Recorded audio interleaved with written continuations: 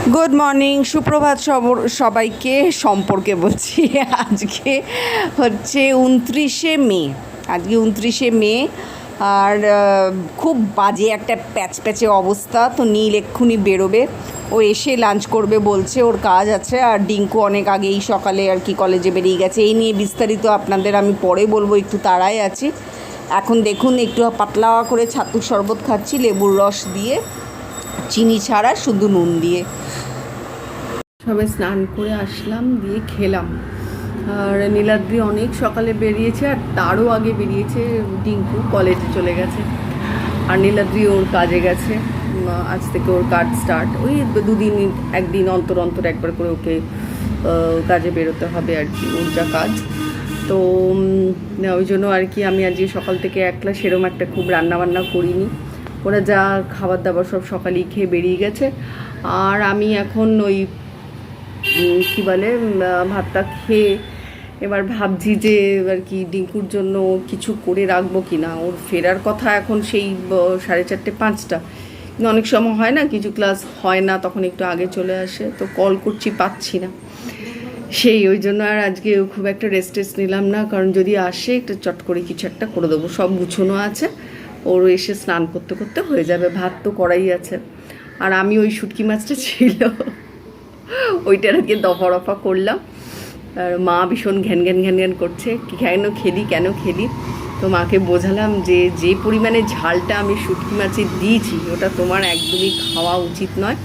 আমি তোমার ওখানে গিয়ে আবার তোমার মতন করে নতুন করে শুটকি মাছ করে দেবো। মা ভীষণ ভালোবাসে আসলে, দিদা এত সুন্দর রান্না করতো তো শুটকি মাছ, সেই জন্যে আর কি দিদার কাছ থেকেই এগুলো আর কি দেখে দেখে মাথায় আসা। দিদা এত ভালো ভালো করে রান্না করে খাওয়াতো, এই বাটা বুটা জিনিস যাই খেতাম সেটাই শিখে নিতাম। যাই হোক, শুটকি মাছটা আজকে দফা হলো, শেষ হলো। আর আজকে সন্ধেবেলা করে ভালো করে আর কি রান্না করতে হবে, যাতে কালকে ডিঙ্কার কলেজ থাকলে ওই পর্যন্ত হয়ে যায়। আর এখন আমি বসে বসে দেখছি টুকটাক কয়েকটা কাজ আছে ফোনে। আর কি সকাল থেকে আমিও একটু নানান কারণে আর কি একটু ডিস্টার্ব আছি আর কি, বেশ কিছু জায়গায় আর কি আমার আর কি নিজস্ব খুব প্রবলেম হচ্ছে আর কি ফিনান্সিয়ালি। তো সেই টাকাগুলো জোগাড় হবে কি করে, সেই চিন্তায় আর কি ভীষণভাবে আর কি চিন্তায় আছে। আমার সারা জীবনে এই একটাই চিন্তা, সেটা হচ্ছে যখন যখন আর কি ফান্ড দরকার পড়বে, পড়বে বা আগামী দিনে আমি জোগাড়ও করবো। এইটা যখন মাথায় চলে আসে না, সেরকমই একটা দিন আজকে আর কি। এখন সারা দিন ধরে না, আরও একলা তো আরও ওইটাই ভাবছি আর কি, যে কী করা যায়। আমার অলরেডি 2টো লোন চলছে, তো আপনাদের সঙ্গে তো সবই এখন শেয়ার করি, যেটুকুনি করা যায় আর কি। তো ওই 2টো লোন চলছে, সেই 2টো লোন না শেষ হলে আর একটা বড় লোন আমি নিতে পারবো না। আর এক্ষুনি আমার বেশ একটু মোটা ফান্ডের দরকার হয়ে পড়েছে, সেই আর কি নানা রকম চিন্তা করছি। দেখা যাক, একটা তো সুরাহা করতে হবে। আর আপনারা কীরকম আছেন, কি করছেন, কিছুই তো জানি না, আর কিছু বুঝতেও পারছি না। কারণ কয়েকদিন ধরেই খুব আর কি তাড়াহুড়োর মধ্যে ব্লগ করে ছেড়ে দিচ্ছি। ওই যেটুকুনি যে কমেন্টস করে শুধু ওইটুকুনি রিপ্লাই দিচ্ছি। আর কারণ ব্লগ দেখাও হচ্ছে না, একটু 2-3 দিন ধরে আর কি ব্যস্তই আছি। আর বেশ কয়েকটা কাজ পেন্ডিং রয়ে আছে, সেগুলোরও কোনো নিউজ পাচ্ছি না। তো সব মিলিয়ে একটা মানে বিচ্ছিরি একটা জায়গায় আছে। একমাত্র এইটাই আমার এই চিন্তার জায়গায় দাঁড়ায়, যে কাজ যেন আমার সারাক্ষণ আসতে থাকে, আর কোথাও যেন আর কি ফিনান্সিয়াল ক্রাইসিসটা না ফেস করতে হয়। কারণ এখন তো অনেক বড় দায়িত্ব ডিঙ্কাই, তো ওইটার জন্য না আমি একটুখানি আর কি ঘেটে যাই। ওইটাই একটা চিন্তা সারাক্ষণ মাথার মধ্যে ঘোরে, যে হঠাৎ করে ডিঙ্কুর যদি কিছু মোটা কিছু দরকার হয়ে পড়ে ফান্ডের, আমি কোত্থেকে আর কি সাপ্লাই দেবো। ওটার জন্যই আগে থেকে ভাবি যে কোথায় কোথায় কী কী করলে আর কি আরেকটা লোন পাওয়া যায়, সেই সবই ভাবছি। আর দেখি কালকে একবার ব্যাংকে যাই, আমার আর একটা লোন আর কি শেষ হয়ে যাবে খুব শিগগিরই। আর সেইটা আর কি শেষ হয়ে গেলে আমি আর কি 1 মাসের মধ্যে আরেকটা বড় লোন পাবো কি না সেটাই কথা বলতে যাব আমার ব্যাংকে। ওইটারই একটা চিঠি বানাবো আর কি বসে এখন। আর দেখি আপনাদের সঙ্গে আবার কখন এসে কথা বলতে পারি।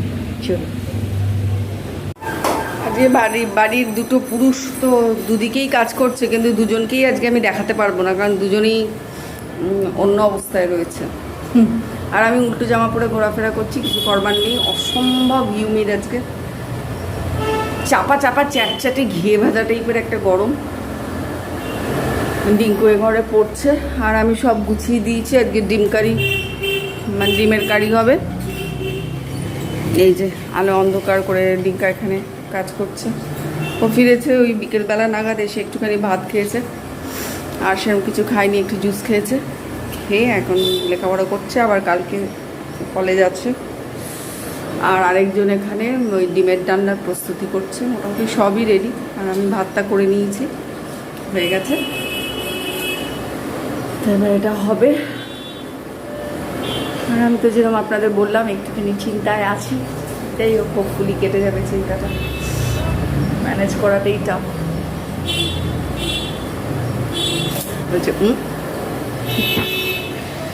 প্রচণ্ড গরম, আমি ঘুরে ঘুরে বেড়াচ্ছি। বাইরে হাওয়া আছে, কিন্তু সে হাওয়া আর কি গায়ে লাগছে না ঘরের ভেতর।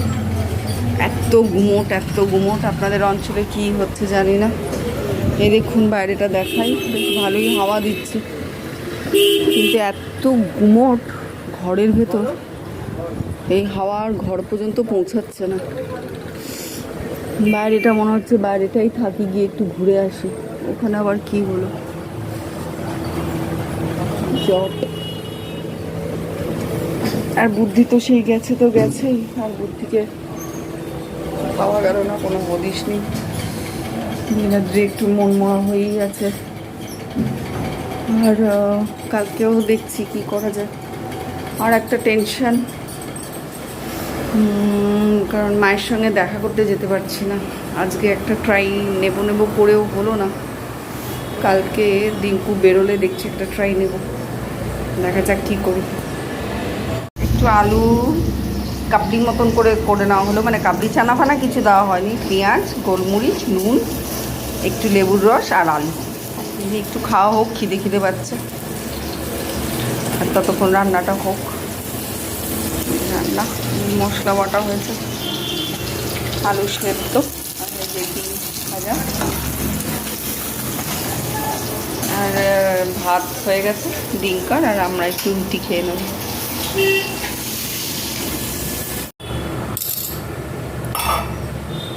হয়ে গেছে ডিনার রেডি, সব গোছানো। এখন কটা বাজে? ওই 9:30 মতন হবে। তা আমাদের খেতে খেতে এখনও 1.5 ঘন্টা 2 ঘন্টা। শুধু ডিঙ্কাকে আগে দিয়ে দেবো। ডিঙ্কার ভাত হয়ে গেছে, এই যে একটু লেবু কেটেছি, এই ঝোলটা দিয়ে ডিঙ্কাকে দিয়ে দেবো। আর এটা একটু সিমে রাখি, নীল সিম করে দিয়ে গেছে একটু। হ্যাঁ, একটু সিমে থাকবে তো সিমে।